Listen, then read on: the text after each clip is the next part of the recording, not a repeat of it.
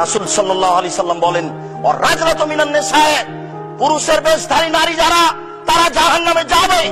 যারা পুরুষের জুতা স্যান্ডেল পরে, যারা পুরুষের শার্ট প্যান্ট পরে, যারা পুরুষের গেঞ্জি গায়ে দিয়ে চলে, তারা জাহান্নামে যাবেই।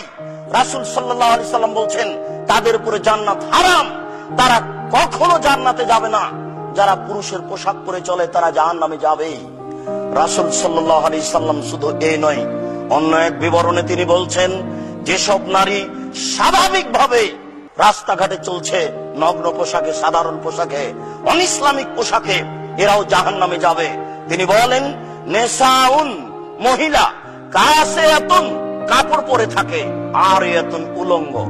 কাপড় পরে যারা উলঙ্গ হয়, যারা ছোট ব্লাউজ পরে থাকে, পেট পিঠ দেখা যায়, যারা ফতোয়া গায়ে দিয়ে স্কুল কলেজে যায়, এরাই হচ্ছে উলঙ্গ পোশাকের নারী। রাসূল সাল্লাল্লাহু আলাইহি সাল্লাম বলছেন, মুমিলাতুন, এরা পুরুষকে নিজের দিকে আকৃষ্ট করে। যখন রাস্তায় তারা চলে, দুই দিকের মানুষ তাকে দেখতে থাকে। মায়লাতুন, এরা নিজেরাও পুরুষের দিকে আকৃষ্ট হয়।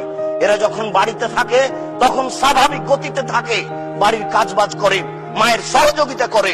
যখন বাড়ি থেকে বের হয়, হাটে বাজারে যায়, স্কুল কলেজের দিকে যায়, তখন কেন জানি কেমন কেমন করে, আন্টি শান্তি করে, একবার হাত হিলাই, একবার চুল নাড়ে, একবার মাথা হিলাই, বিভিন্ন পদ্ধতিতে চলাচল করে।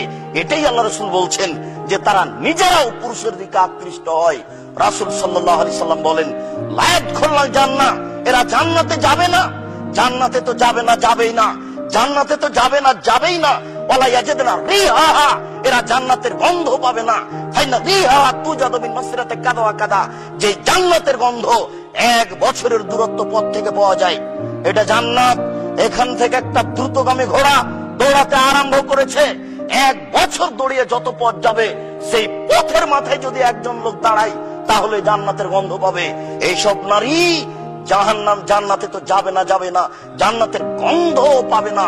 এরা সব জাহান্নামে যাবে। বলছিলাম, জাহান্নাম বলতে নারী আর নারী। জাহান্নাম